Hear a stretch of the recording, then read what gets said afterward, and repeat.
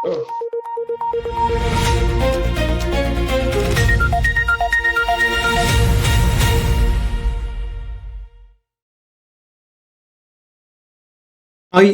தமிழ், உயிரோடை தமிழ், அனைத்துலக உயிரோடை தமிழ். உயிரோடை தமிழில் அன்பர்களே, உலக நார்வல் நிகழ்ச்சி இணைந்திருக்கிறீர்கள். உலக நார்வல் நிகழ்ச்சியில் பிரித்தானியாவிலிருந்து போரியல் ஆய்வாளர் அரசு இணைகின்றார். வணக்கம் அரசவர்களே.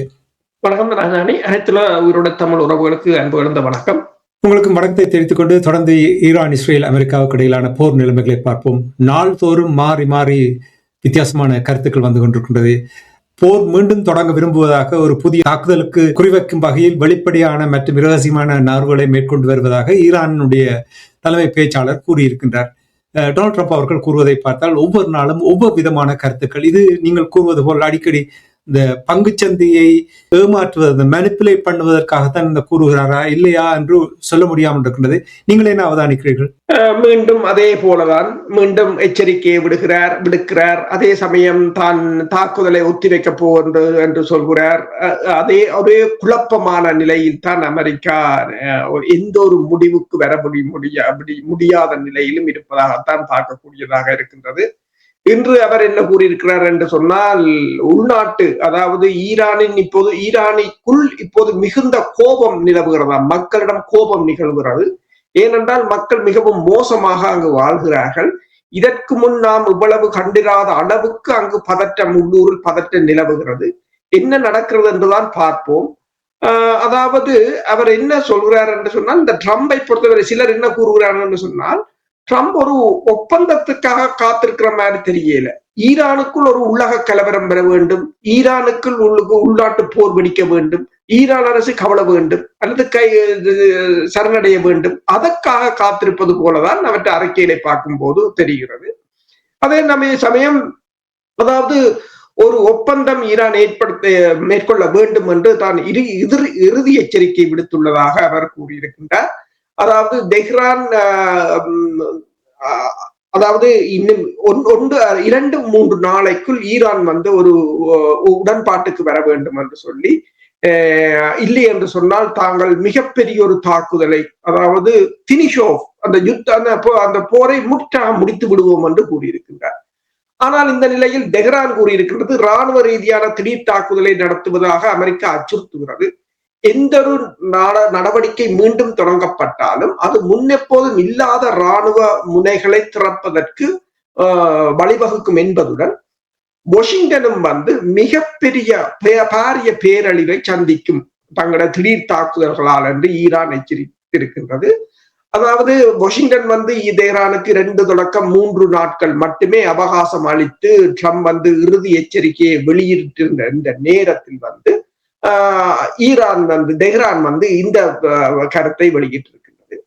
அதே நேரத்தில் ராஜதந்திர முயற்சிகள் தோல்வியடையாமல் இருப்பதற்காக அமெரிக்கா படைகள், அதாவது ராஜதந்திர முயற்சிகள் தோல்வியடைந்தால் அமெரிக்கா ஒரு இராணுவ நடவடிக்கையை மேற்கொள்வதற்கு அமெரிக்க படைகள் தயாராகி வருகின்ற அதே நேரத்தில் அவ்வாறு தயாராகி வருவதாக JD Vance, அமெரிக்காவின் துணை அரசு தலைவர் தெரிவித்திருக்கின்ற நிலையில்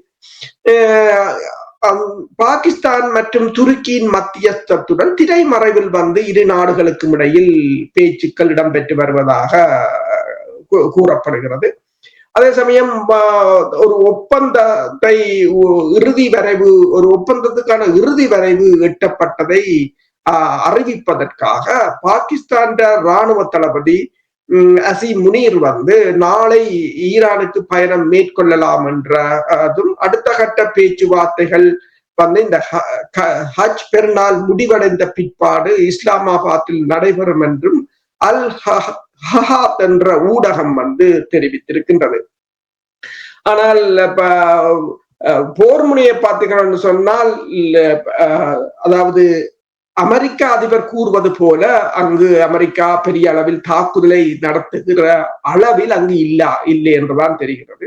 அதே நேரம் ஈரான் செய்தி தொடர்பாளர் இஸ்மாயில் பதாயி கூறியிருக்கிறார் என்று சொன்னால், அதாவது தெஹ்ரானுக்கு வாஷிங்டனுக்கும் இடையிலான பேச்சுவார்த்தைகள் பாகிஸ்தானின் மத்தியஸ்தன் மூலம் தொடர்கின்றன என்று அவர் கூறியிருக்கிறார். அடிப்படையில் நாங்கள் விரும்புவது ஒரு கோரிக்கை அல்ல, அது எங்களின் உரிமை என்று சொல்லியும் அவர் IRNA என்ற செய்தி நிறுவனத்துக்கு தெரிவித்திருக்கிறார். அதே சமயம் அமெரிக்கா வந்து தாக்குதலை மேற்கொண்டால் தாங்கள் இந்த தடவை போன தடவை நாங்கள் ஹார்முஸ் நீரிணையை மட்டும் மூடியிருந்தோம். இப்ப பப் அல் மண்டே பகுதி எல்லாத்தையும் நாங்கள் விட்டிருந்தோம். ஆனால் இனி ஒரு போர் என்று வரும்போது அது எல்லா பகுதியையும் தான் தாங்கள் மூட வேண்டிய நிலை வரும் என்று சொல்லியும் அது வந்து உலகத்தின் பொருளாதாரத்துக்கு கடுமையான பாதிப்பை ஏற்படுத்தும் என்றும் அவர் கூறியிருக்கிறார். நீங்கள் கூறுவது போல் மாறி மாறி குழப்பத்தை ஏற்படுத்தும் வகையில் தான் இருக்கின்றது. இப்ப இன்னும் ஒரு செய்தி வந்திருக்கின்றன, அமெரிக்காவும் ஈரான் மீதான இந்த இன்னும் ஒரு கடுமையான தாக்குதல் நடத்த வேண்டி இருக்கலாம் என்று, ஆனால் அவர்கள் ஒரு அமைதியான ஒப்பந்தத்தை எட்டப்படுகிறதாக யோசிப்பது போல் தெரிகின்றது என்று கூறுகின்றார் டொனால்ட் ட்ரம்ப் அவர்கள். மாறி மாறி மாறி குழப்பத்தை ஏற்படுத்திக் கொண்டிருக்கின்ற இந்த விடயங்களை கேட்கும் பொழுது அரசர்களே, இன்னும் எவ்வளவு காலம் இது பொறுப்பதற்கான வாய்ப்புகள் இருக்கிறது? இப்ப நேற்றும் கூட நாங்கள் இந்த விடயம் தொடர்பாக பார்க்கும் பொழுது சர்ச்சைகள் தொடர்ந்து வந்து கொண்டிருப்பது. ஹோர்முஸ் நீரிணையை எடுத்தீர்கள் என்றால் அமெரிக்காவுடைய சென்ட்ரகாம் சொல்லுகின்றது என்னவென்றால், இந்த ஓமான் வளைகுடாவில் ஈரான் கொடியோடு சென்ற ஒரு எண்ணெய் கப்பலை தாங்கள் அதை ஏறி அதை தடுத்திருக்கிறார்கள் என்று கூறுகிறார்கள். ஆனால் இதே நேரத்தில் வருகின்ற செய்திகளை பார்த்தால் ஹோர்முஸ் நீரிணையில் கப்பலுடைய பயணங்கள் நடைபெறுவது போல் தெரிகிறது. என்ன நடக்கிறது? உண்மைதான் என்று சொன்னால் அமெரிக்காண்ட சென்கோம் நீங்கள் கூறியது போல இன்று ஈரான் ஒரு கப்பலை தாங்கள் தடுத்து நிறுத்தி அதனை சோதனை செய்ததாகவும் அது ஒரு எண்ணெய் கப்பல் என்று சொல்லியும், ஆனால் அதை விடுவித்து விட்டதாக கூறுகிறார்கள். அது அந்த கப்பல் இப்போது போகின்றது என்று கூறுகிறார்கள். அதே நேரம் ஈரான் உள்துறை அமைச்சர் சிறப்பு உதவியாளர் கூறுகிறார் என்று சொன்னால், ஈரான் மீது தாக்குதல் நடத்தப்பட்டால் பல்பண்டே பகுதி வந்து போரின் ஒரு பகுதியாக மாறும் என்றும், ஹோர்முஸ், மலாக்கா மற்றும் மண்டே பகுதி உட்பட 3 நீரிணைகளும் உலகின் மிக முக்கிய மூலோபாய சாவடிகளாகும் என்று சொல்லியும், பல்வேறு காரணங்களுக்காக நாங்கள் ஹார்முஸ் நீரிணையை மட்டும்தான் இதுவரை மூடி இருந்தோம் என்று சொல்லியும், இது மீண்டும் மூடப்பட்டால் எண்ணெய் விலை $200 தொடக்கம் $250 உயரும் என்று கூறியிருக்கிறார். அதே சமயம் உங்களுக்கு தெரியும், அமெரிக்கா போன தடவைகள் 2 கப்பல்களை ஈரானே கைப்பற்றியது. ஈரானும் பதிலடிக்கு 2 கப்பல்களை கைப்பற்றியது. பிறகு அமெரிக்கா ஈரான் 2 கப்பல்களை தாக்கியிருந்தது. பதிலடிக்கு ஈரானும் 3 கப்பல்களை தாக்கியிருந்தது. அப்ப அமெரிக்காவுக்கு இப்போது தெரிகிறது பதிலுக்கு பதில் தாக்குவார்கள் என்ற நிலையில் தான் இப்போது இந்த கப்பலை சோதனையிட்டு விட்டு தாங்கள் திருப்பி விட்டு விட்டதாக கூறுகிறார்கள். ஒரு மென்போக்கை கடைபிடிப்பதாக இப்போது அமெரிக்காவின் நிலைமை மாறி இருக்கின்றது. மிகப்பெரிய அளவிலான செலவுகளின் மத்தியில் அமெரிக்கா தனது கடற்படையை அங்கு வைத்திருக்கின்றது. நாங்கள் பல தடவைகள் கூறியிருக்கின்றோம், ஏன் அமெரிக்கா வான்படையில் இருந்து கடற்படை முற்றுகைக்கு மாறினது என்று சொல்லி. நேற்றும் அதை உறுதிப்படுத்தி இருந்தது இந்த பிளைட் டேட்டா தகவல்கள். அதாவது இந்த 40 நாள் போரில் 42 விமானங்களை அமெரிக்கா இழந்திருக்கின்றது. அதன் பிறகுதான் அமெரிக்கா வான்படை குண்டுவீச்சுக்கள் சரிவராத என்ற நிலையில் தான் கடற்படைக்கு தாவியதாக கூறப்படுகிறது. அதற்கு பிறகு கடற்படை மீதும் அண்மையில் உங்களுக்கு தெரியும் 2 வாரங்களுக்கு முதல் மேற்கொள்ளப்பட்ட தாக்குதல் ஹார்முஸ் ஜலசந்தியில் ஒரு முயற்சியை அமெரிக்கா எடுத்து பார்த்திருந்தது, அதுவும் துளைத்து விட்டது. எனவே இப்போது ஒரு மென்போக்காக, அதாவது இந்த முற்றுகையை தொடர்வதற்கு முயலுகிறார்கள். ஆனால் ஏனைய நாடுகளால் இதை பொறுத்து கொள்ள முடியாது, இந்த பொருளாதார சுமையை தாங்க முடியாது. இப்போது கூறுகிறார்கள், முதல் முறையாக இந்தியாவும் ஹார்முஸ் நீரிணைக்கு தனது எண்ணெய் கப்பல்களை அனுப்ப ஈரானுடன் பேசி இருப்பதாகவும், இப்போது எண்ணெய் சூப்பர் டேங்கர்ஸ்களை இந்தியா அந்த சூப்பர் டேங்கர்ஸும் அங்க போகிறது என்று சொல்லி, அதே போல இன்று வந்து ஈரான் கிட்டத்தட்ட 24 கப்பல்களை போக அனுமதித்திருக்கிறது. இப்போது எல்லோரும் ஈரானுடன் பேசுகிறார்கள், ஈரானிடம் அனுமதியை பெறுகிறார்கள். ஈரான் கடற்படையின் பாதுகாப்புடன் அந்த ஜலசந்தியினூடாக பயணங்கள் நடக்கின்றன. உண்மையாக நீங்கள் பார்த்தீர்கள் என்றால் அமெரிக்கா எவ்வாறு மற்ற நாடுகளை ஈரானோடு முடக்கிவிட வேண்டும் என்று இப்போ உங்களுக்கு தெரியும். சவுத் கொரியாவுடைய கப்பல் இருந்த விடயங்கள் நீங்கள் கூறும் பொழுது அதை கூட அவர்கள் ஒரு முடக்குவதற்கான முயற்சி எடுத்தார்கள். அது தோத்துவிட்டது போல் இருக்கின்றன என்றால் நீங்கள் இப்பொழுது கூறுவதை பார்க்கும் பொழுது அவர்கள் நேரடியாகவே ஈரானோடு கதைத்து எண்ணெயை வாங்குகிறார்கள் என்றால் இது இன்னொரு தோல்வியாகத்தான் டொனால்ட் ட்ரம்புக்கு பார்க்கப்படும் என்று கூறலாம். இதே நேரத்தில் அரசுகளே, அமெரிக்காவுடைய அதிபர் டொனால்ட் ட்ரம்ப் அவர்கள் சீனாவுக்கு பயணத்தை மேற்கொண்டதும் 2 நாள் பயணத்தை முடித்து சென்ற பின்பு பலவிதமான கருத்துக்கள் எல்லாம் பரிமாறப்பட்டது. அதனைத் தொடர்ந்து விளாடிமிர் புட்டின் அவர்கள் சீனாவுக்கு சென்றிருக்கின்றார். அங்கே ஜி ஜின்பிங் அவர்களை சந்தித்திருக்கின்றார். சந்தித்து அவர்களிடம் 2 நாள் பயணம் பொழுது நிறைய விடயங்கள் பேசப்பட்டதாக, அவர்களுடைய நட்பு தொடர்பான விடயங்களும் கூட பேசப்பட்டிருக்கிறது. நீங்கள் என்ன அவதானிக்கிறீர்கள் என்று கூறுவீர்களா?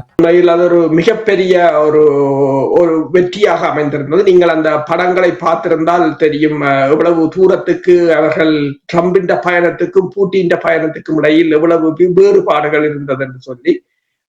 அதை அதாவது அதிக முக்கியத்துவம் கொடுத்திருந்தார்கள். ஆனால் இன்று செய்தியாளர்களிடம் அமெரிக்க அதிபர் ட்ரம்புடன் கேட்டபோது, அதாவது இந்த வாரம் புட்டின் அவர்கள் ஷி ஜின்பிங்கை சந்தித்த போதை பற்றி என்ன நினைக்கிறீர்கள் என்று கேட்டபோது அவர் சொன்னது என்று சொன்னார், அது நல்லது என்று நினைக்கிறேன், நான் அவர்கள் இருவருடனும் இணக்கமாகவே இருக்கிறேன், அந்த விழா என்னுடையதைப் போல அவ்வளவு பிரமாதமாக இருந்ததா என்று எனக்கு தெரியவில்லை என்றால் தான் போனதான் மிக பெரிதாக இருந்தது என்று தான் அவர் சொல்ல வருகிறார். நான் பார்த்தேன், நாங்கள் அவர்களை மிஞ்சி விட்டோம் என நினைக்கிறேன், அவர்கள் நல்ல அணி என்று தெரிவித்திருக்கிறார். இந்த நிலையில் நீங்கள் பார்த்தீர்கள் என்று சொன்னால் இந்த புட்டின் பயணம் ஒரு மிக மிக மிக முக்கியமான பயணமாக அமைந்திருக்கின்றது தற்போதைய நிலையில் அதாவது இந்த ரஷ்யாவுக்கும் சீனாவுக்கும் இடையிலான நெருக்கம் உங்களுக்கு தெரியும். இதுல புட்டின் ரஷ்யாவுக்கும் சீனாவுக்கும் இடையிலான உறவுகளை ஆழப்படுத்துவதற்கு குறித்து ஒரு அறிக்கையில் புட்டினும் ஷி ஜின்பிங்கும் கையொப்பமிட்டதாகவும் கூறப்படுகிறது. இதே சமயம் ரஷ்ய அதிபர் ரஷ்யாவும் சீனாவும் ஒரு சுதந்திரமான மற்றும் இறையாண்மை கொண்ட வெளியுறவு கொள்கைக்கு உறுதி பூண்டுள்ளன என்றும் அமைதி மற்றும் உலகளாவிய செழிப்பின் பேரில் தாங்கள் இணைந்து செயற்படுகிறோம் என்றும் கூறியிருக்கின்றார். மத்திய கிழக்கில் ஒரு காத்திரமான போர் நிறுத்தம் ஏற்பட வேண்டும் என்பதை இருவரும் ஒன்றாக கூறியிருக்கிறார்கள். அதே சமயம் ஷி ஜின்பிங் கூறியிருக்கின்றார், சீனாவும் ரஷ்யாவும் அனைத்தும் சீனாவும் ரஷ்யாவும் இணைந்து அனைத்து ஒருதலைப்பட்சமான அச்சுறுத்தல்களையும் உறுதியாக எதிர்க்க வேண்டும் என்றும், இரண்டாம் உலக போரில் பெற்ற வெற்றியின் முடிவுகளை மறக்கவும் பாசிசம் மற்றும் இராணுவத்தை மீட்டெடுக்கவும் செய்யப்படும் அனைத்து முயற்சிகளையும் நாங்கள் எதிர்க்கிறோம் என்று, அதாவது இராணுவ பலப்படுத்தல்களை தாங்கள் எதிர்க்கிறோம் என்றும் கூறியிருக்கின்றார். அதே சமயம் அதிபர் புட்டின் இது சீனாவுக்கு 25வது முறையாக பயணம் மேற்கொண்டிருக்கிறார் என்று சொல்லியும், ரஷ்யாவுக்கும் சீனாவுக்கும் இடையிலான உறவுகளின் சிறப்பு தன்மையை அது காட்டுகிறது என்று சொல்லியும், ஒரு நூற்றாண்டில் காணப்படாத மாபெரும் மாற்றத்தின் மத்தியில் ரஷ்யாவும் சீனாவும் ஒரு முக்கிய நிலைப்படுத்தும் சக்தியாக விளங்குகின்றன என்றும் அவர் கூறியிருக்கிறார். மத்திய கிழக்கில் மீண்டும் போர் மூழ்வது பொருத்தமற்றது என்றும் ஷி ஜின்பிங் புட்டினிடம் தெரிவித்ததாக கூறப்படுகிறது. இப்ப இந்த நாடுகளை பார்த்தீங்கன்னு சொன்னால், இந்த பிரிக்ஸ் அமைப்பில் இந்த இரண்டு நாடுகளும் ஒரு மிகப்பெரிய ஒரு பொருளாதார கூட்டமைப்பாக திகழ்கின்றன. சங்காய் ஒத்துழைப்பு கூட்டமைப்பு, மற்றது G20, மற்றது ஐக்கிய நாடுகள் சபையின் பாதுகாப்பு சபை ஆகியவற்றில் இவை ரெண்டும் ஒருங்கிணைந்தே செயற்படுகின்றன. இருதரப்பும் பாதுகாப்பாக இருக்கலாம், பொருளாதாரமாக இருக்கலாம் என்று ஒருங்கிணைந்து செயற்படுவது இந்த பல்முனை உலகத்தின் உருவாக்கத்துக்கு மிக மிக பலம் சேர்ப்பதாகத்தான் காணப்படுகிறது. அதாவது இருதரப்பு வர்த்தகத்தை பொறுத்தவரையில் கடந்த 3 ஆண்டுகளாக $200 பில்லியன் இருதரப்பும் தாண்டி இருக்கின்றன. 2025ஆம் ஆண்டு $240 பில்லியன் தாண்டி இருக்கின்றது. சுங்கவரி தகவல்களின் அடிப்படையில் 2026ஆம் ஆண்டு இந்த ஆண்டு முதல் மாதங்களிலேயே கிட்டத்தட்ட $85 பில்லியன் எட்டியிருப்பதாகவும், இது கிட்டத்தட்ட 20% அதிகம் என்று கூறப்படுகிறது. தொடர்ந்து 16 ஆண்டுகளாக ரஷ்யாவின் மிகப்பெரிய வர்த்தக பங்காளியாக சீனா இருந்து வருகிறது. அதே நேரத்தில் சீனாவின் வர்த்தக பங்காளியாக முதல் 8 இடங்களுக்கு ரஷ்யா முன்னேறி இருப்பதாகவும் கூறப்படுகிறது. அதே சமயம் இந்த 2019ஆம் ஆண்டு பவர் ஆஃப் சைபீரியா என்ற குழாய் திட்டம் ஊடாக எரிபொருட்களை வழங்குகின்ற குழாய் திட்டம், மற்றது அது 2024ஆம் ஆண்டு நிறைவடைந்தது. இப்போது அதன் 2வது குழாய் வழி திட்டத்தையும் முன்னெடுக்க போகிறார்கள். அதாவது கப்பல் மூலம் ரஷ்யாவிலிருந்து எரிபொருட்களை சீனா வாங்க தேவையில்லை. ஆனால் இந்த 2 நாடுகளும் அனைத்து பரிவர்த்தனைகளையும் ரூபிள் மற்றும் யுவானில் தான் செய்கிறார்கள் என்று கூறும். அதுதான் இனிவரும் காலங்களில் பெரிய ஒரு அடியாக இருக்க போகிறது. அரபு நாடுகளில் யுவானில் பரிமாற்றங்கள் செய்தால் அவ்வளவுதான் என்றதை கூறலாம். மேலும் சுருக்கமாக இந்த போர் நிலைமைகள் பேச்சுவார்த்தை தொடர்பாக பேசும்பொழுது பாகிஸ்தானுடைய உள்துறை அமைச்சர் மொஷின் நவீக் ஈரானுடைய அதிபர் பெசிஸ்கி அவர்கள் சந்தித்திருக்கின்றார். இதனுடைய பின்னணி என்ன? தொடர்ந்து பின்னணியில் பேச்சுவார்த்தை தொடர்பாக பேசிக் கொண்டிருக்கிறார்களா? என்னென்னு சொன்னா, சவுதி அரேபியாவும் கூறியிருக்கின்றது, இந்த அமெரிக்க அதிபர் தாக்குதலை ஒட்டி வைத்ததை தாங்கள் வரவேற்கிறோம் என்று சொல்லியும், ராஜதந்திர ரீதியாக இந்த தாக்குதலை, இந்த நடவடிக்கையை, இந்த பிரச்சனை ஈரானுக்கும் அமெரிக்காவுக்கும் இடையிலான போரை முடிவுக்கு கொண்டு வர வேண்டும் என்று கூறியிருக்கிறார்கள். அதே நேரம் துருக்கி பாகிஸ்தான் இணைந்து தொடர்ச்சியாக இந்த போர் நிறுத்தத்தையும் அந்த உடன்பாட்டை எட்டுவதற்குமாக கடுமையாக பாடுபட்டு கொண்டிருப்பதாக கூறப்படுகிறது. இந்த நிலையில் தான் ஈரான் அரசு தலைவர் வந்து பாகிஸ்தான் அமைச்சரை சந்தித்திருக்கின்றார். இதை தொடர்ந்து இந்த சந்திப்புகளில் பேசப்பட்டதை தொடர்ந்து பாகிஸ்தான் ராணுவ தளபதி அசீர் முனீர் வந்து ஃபீல்ட் மார்ஷல் அவர் வந்து ஈரானுக்கு செல்லலாம் என்று சொல்லியும் இறுதி வரைவை எட்டுவதற்கான அறிவிப்பை அவர் வெளியிடலாம் என்று சொல்லியும் எதிர்பார்க்கப்படுகிறது. இன்னும் உறுதி செய்யப்படவில்லை. ட்ரம்பை பொறுத்தவரையிலும் அமெரிக்காவிடம் வேறு தெரிவுகள் இல்லை என்ற ஒரு நிலை இருக்கின்றது. இப்போது பிரச்சனை என்னவென்று சொன்னால் இஸ்ரேல் அதாவது லெபனானில் இடம்பெறுகின்ற போர் தான் மிகப்பெரிய ஒரு சிக்கலாக இருக்கின்றது. அதை நிறுத்துவதற்கு இப்ப ட்ரம்பிடம் கேட்ட போது நீங்க தான் சொல்வதைத்தான் நெத்தனியாகு செய்கிறார் என்று அவர் ஒரு வரியில் கூறியிருக்கின்றார். இப்ப அமெரிக்கா அந்த போரை நிறுத்த வேண்டும், முற்றுகையை முதலில் எடுக்க வேண்டும். ஏன்னா அணு ஆயுதம் வந்து இது ஒரு பெரிய பிரச்சனை இல்லை. இவர்கள் அணு ஆயுதத்தை கூறுகிறார்கள். ஆனால் அணு ஆயுதம் முதல் ஏற்கனவே அது ஒரு ஒபாமாவின் திட்டம் சிறப்பாகத்தான் செயற்பட்டிருந்தது. ஆனால் அதை உடைத்தது காரணம் அது ஒபாமா கொண்ட திட்டம் என்பதற்காக. அது அமெரிக்காவுக்கு தெரியும். அப்ப அமெரிக்கா இப்ப ட்ரம்பின் கருத்தின்படி என்னென்றால் ஈரானுக்குள் ஒரு உள்ளக கலவரம் வரும், ஈரான் பொருளாதாரத்தால் விழும், ஈரானை தாங்கள் கைப்பற்றலாம். அதாவது இன்றைய அவர் என்ன கூறியிருக்கிறார் என்று சொன்னால் தாங்கள் வெனிசுலாவை கையகப்படுத்திய போல ஈரானை தாங்கள் கையகப்படுத்துவோம் என்றும் கூறியிருக்கின்றார். ஒன்றுக்கொன்று முரணாகத்தான் தெரிவிக்கின்றார், கருத்தை கூறுகிறார். ஆனால் அதற்காக இந்த உலகத்தின் பொருளாதார ஓட்டங்கள் காத்திருக்காது. அதுதான் மிகப்பெரிய ஒரு சிக்கல். மூன்றாம் தரப்பினரை ஈரானுக்குள் அனுப்புவதற்கான ஒழுங்கு செய்து கொண்டிருக்கிறார்களோ தெரியல. இஸ்ரேலும் அமெரிக்காவும் அப்படித்தானே வலிமையாக செய்கின்றவர்கள், செய்து குழப்பங்களை ஏற்படுத்துவதுதான் இவர்களுடைய வேலையாக இருக்கின்றது. இந்த வேலை என்று சொல்லும் பொழுது சமூக வலைத்தளத்தில் பார்த்தேன், இஸ்ரேலிய பலரை ஒரு கீழ்த்தரமானவர்கள் என்று தீர்த்திருக்கிறார்கள். ஏனென்றால் நேற்று நாங்கள் பேசியிருந்தோம், இந்த ஃபோர்டிலா என்ற அந்த கப்பல் உதவி கப்பல் சென்ற பொழுது 40க்கும் மேற்பட்ட கப்பல் சென்றது. அதில் சிலரை கைது செய்து ஒரு அவமதிப்பு வீடியோவை காணொலி என்று வெளியிட்டிருக்கின்றார்கள். இதில் உள்துறை அமைச்சர் பென் கவீர் அவருடைய அந்த நடத்தையை பார்த்தால் இந்த அமைச்சருக்கு தகுதி இல்லாத ஒரு கீழ்த்தரமான ஒரு செயற்பாட்டை பார்க்கக்கூடியதாக இருந்தது என்று பலர் இது தொடர்பாக கருத்துக்களை கூறியிருக்கிறார்கள். ஆனால் குறிப்பாக எனக்கு ஆச்சரியமாக இருக்கின்றது என்றால் கனடா, ஸ்பெயின் மற்றும் நெதர்லாண்ட்ஸ் போன்ற நாடுகள் அவர்களுடைய அந்த நாட்டில் உள்ள தூதுவர்களை அழைத்திருக்கிறார்கள். என்ன நடத்த போகின்ற நீங்கள் என்ன இதை எப்படி பார்க்க, எவ்வளவு ஒரு கீழ்த்தரமான செயல்பாடாக உண்மையாக இஸ்ரேல் தன்னுடைய முகத்தை உலக நாடுகளுக்கு வெளிப்படுத்துகிறார். இவர்களையே இப்படி நடத்துகிறார்கள் என்றால் பலஸ்தீனியர்களுக்கும் லெபனான் அந்த மக்களுக்கும் எப்படி இவர்கள் நடத்துவார்கள்? நீங்கள் எவ்வாறு பார்க்கிறீர்கள்? என்ன கூறுகிறார்கள்? உண்மைதான். என்னென்று சொன்னால் இந்த நிலைமையை உருவாக்கியவர்கள் இவர்கள் தான். இஸ்ரேலுக்கு எல்லாவற்றையும் அனுமதித்ததும் குற்றங்களுக்கு தண்டனையற்றவர்களாக அவர்களை சித்தரித்ததும், வெளியில் பார்த்தால் இஸ்ரேலியர்கள் ஏதோ ப்ரொடெக்டட் இனமாக அந்த இனங்கள் இந்த பயோடைவர்சிட்டி படிக்க சொல்வாங்க, ப்ரொடெக்டட் ஸ்பீசிஸ் என்று சொல்லி அப்படி ஒரு இனம் மாதிரி அவர்கள் அதை தோற்றப்பாட்டாக எடுத்ததும் இன்று அந்த இனம் உலகத்திலேயே மிகவும் மோசமாக நடக்கின்ற இனமாக மாற்றமடைந்திருக்கின்றது. பென் ஹபீராக இருக்கலாம், அந்த நிதியமைச்சராக இருக்கலாம், இவர்கள் எல்லோரும் மிகவும் ஒரு இனவாதிகளாகத்தான் இருந்தவர்கள். எனவேதான் ICC நேற்று வந்து நிதியமைச்சருக்கு பிடியாணை பிறப்பித்திருக்கின்றது. பென் ஹபீரை பொறுத்தவரையில் அவர் எப்போதும் அந்த அடியாட்களுடன் தான் அவர் திரிவதுண்டு. இன்று நீங்கள் அந்த காணொலிகளை பார்த்தால் தெரியும், அந்த உதவி பொருட்களை கொண்டு சென்றவர்களை கண்ணை கட்டி அவர்களை முழங்காலில் இருக்க வைத்து முட்டுக்காலில் இருக்க வைத்து அவர்களுக்கு அந்த குப்பை வாக்குகளை அவர்களின் முதுகில் சுமக்க வைத்து என்று சொல்லி அவமானப்படுத்தி, அதாவது கப்பல் குழுவினரை துன்புறுத்தும் காணொலிகளும் அதே நேரம் அதாவது இந்த அவர்களை அவமானப்படுத்தும் காணொலிகளையும் வந்து இஸ்ரேல் இந்த அமைச்சர் அதுல அந்த அமைச்சர் பென் ஹபீரும் அதுல நிற்கின்றார். அதுவும் வந்து நீங்க பாத்தீங்கன்னு சொன்னா வெளிநாடுகளை சேர்ந்தவர்கள், இத்தாலியை சேர்ந்தவர்கள், ஒவ்வொரு நாடுகளை சேர்ந்தவர்கள். ஆனால் இந்த நாடுகள் என்ன செய்கிறார்கள் என்றதான் இப்ப இருக்கிற கேள்வி.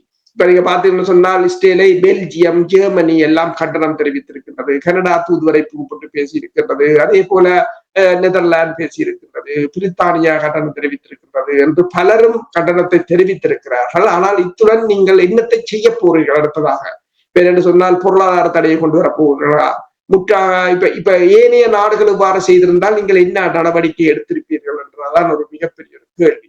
அதே சமயம் இந்த லீனா மவுன்சர் என்ற மூத்த ஆசிரியர் ஒருவர் கூறியிருக்கின்றார். மேக்ஸ் ரிவ்யூ என்ற பத்திரிகைக்கு, அதாவது காசாவில் செய்தது போலவே இஸ்ரேல் லெபனான் சமூகத்தினும் முழு உட்கட்டமைப்பையும் குறிவைத்து அளித்து வருகிறது என்று சொல்லியும், இது வேண்டுமென்றே செய்யப்படுகிறது என்று சொல்லியும், இது தையா கோட்பாடு என இஸ்ரேல் அழைக்கிறது என்று சொல்லியும், இது ஹிஸ்புல்லாவை மட்டுமல்லாமல் ஒட்டுமொத்த சியா சமூகத்தையும் குறிவைக்கிறது என்று சொல்லியும், இந்த கோட்பாட்டின் கீழ் ஹிஸ்புல்லாவும் சியா சமூகமும் ஒடுக்கப்படுகின்றன என்றும், அதனால் தளபதிகள் தங்கள் வீடுகளில் தங்கள் குடும்பங்களுடன் இருக்கும் போதே குடும்பங்களுடன் சேர்த்து அழிக்கப்படுவதாகவும், காசாவில் அவர்கள் அப்பா இங்கே என்று அழைக்கப்பட்ட ஒரு செயற்கை நுண்ணறிவை பயன்படுத்தி இந்த தாக்குதல்களை மேற்கொள்கிறார்கள் என்று சொல்லியும், இது போராளிகளை அவர்களின் குழந்தைகளுடன் வீடுகளுக்குள் குறிவைத்து தாக்கி அழித்து முற்றாக அழிக்கிற ஒரு வஞ்சகமான நடவடிக்கை என்றும், மருத்துவமனைகள், அவசர கால பணியாளர்கள், வீடுகள், மின் உற்பத்தி நிலையங்கள், பாலங்கள், பள்ளிக்கூடங்கள், பத்திரிகையாளர்கள், பத்திரிகை நிறுவனங்கள் என்று முழு உட்கட்டமைப்பையும் அழிக்கின்ற செயலாகத்தான் இஸ்ரேல் இதனை செய்து வருகிறது என்று சொல்லி அவர் இதை கூறியிருக்கின்றார். இப்போ இன்றும் காசா தென் லெபனான் பகுதி மீது இஸ்ரேல் தாக்குதல்களை நடத்தி இருக்கின்றது. வான்குண்டு தாக்குதலை 17 பேர் கொல்லப்பட்டதாகவும் பலர் காயமடைந்ததாகவும் கூறப்படுகிறது. அதே சமயம் ஹிஸ்புல்லாக்களும் தாக்குதல்களை நடத்தி இருக்கின்றார்கள். இன்றைய தாக்குதலில் இஸ்ரேலின் 401வது கவசப்படை அணியின் தளபதி கேர்னல் மெர்ஃபியை இன்று படுகாயமடைந்திருப்பதாக இஸ்ரேல் தெரிவித்திருக்கின்றது. அதாவது அந்த தாக்குதல்களும் தொடர்ந்து கொண்டிருக்கின்றன. காசா மக்களுக்கான உணவு விநியோகம், குடிநீர் விநியோகம் எல்லாவற்றையும் இஸ்ரேல் குண்டு வீசி தகர்ப்பதால் தான் இந்த உதவி கப்பல்களும் அங்கு போவதற்கு முயற்சி செய்தன. ஆனால் இஸ்ரேல் கூறுகிறது அங்கு உதவிகள் எல்லாம் குவிந்து கிடக்கின்றன, நீங்கள் உதவிகளை கொண்டு வர தேவையில்லை என்று சொல்லி. ஆனால் ஊடகவியலாளர்களோ ஐக்கிய நாடுகள் சபையோ என்ன கூறுகிறது என்று சொன்னால் அங்கு குண்டுகள் தான் குவிந்து கிடக்கின்றனவே தவிர உதவிகள் இல்லை என்று கூறுகிறார். இப்ப நீங்கள் கூறினீர்கள் ஏனைய நாடுகள் செய்தால் என்ன செய்வார்கள் என்று நீங்கள் சொன்னீர்களே. ஏனைய நாடுகள் செய்தால் என்ன சொல்லுவார்கள் தெரியுமா? பயங்கரவாதிகள் என்று சொல்லுவார்கள், டெரரிஸ்ட் என்று சொல்லுவார்கள். அதைத்தான் இந்த அமெரிக்கா இந்த போர்டிலா கப்பலை ஒழுங்கு செய்தவருக்கு இப்பொழுது தடை போட்டிருக்கிறார்கள். பாருங்கள், அவர்கள் 2 பேரும் எப்படி இணைந்து செயல்படுகிறார்கள் என்று பாருங்கள். இதுதான் இந்த உலகத்தில் நாங்கள் இப்பொழுது பார்த்து கொண்டிருக்கின்ற இவர்களுடைய இந்த மனித குலத்துக்கு எதிரான செயல்பாடு என்பதை, இது இயற்கைதான். உங்களுக்கு தெரியும் இலங்கையில் எவ்வாறு இயற்கை தன்னுடைய தீர்ப்பை வழங்கியது என்பது எல்லோரும் அடைந்த விதம். அதே போல்தான் ஒரு கட்டத்தில் அந்த இயற்கை அதற்கான தீர்ப்பு வழங்கும் என்ற அந்த நம்பிக்கையோடு நாங்கள் இன்றைய இந்த உலக நார்கள் நிகழ்ச்சியை கொண்டு மீண்டும் நாளை சந்திப்போம். அதுவரைக்கும் நன்றி, வணக்கம் அரசோகளே. நன்றி, வணக்கம்.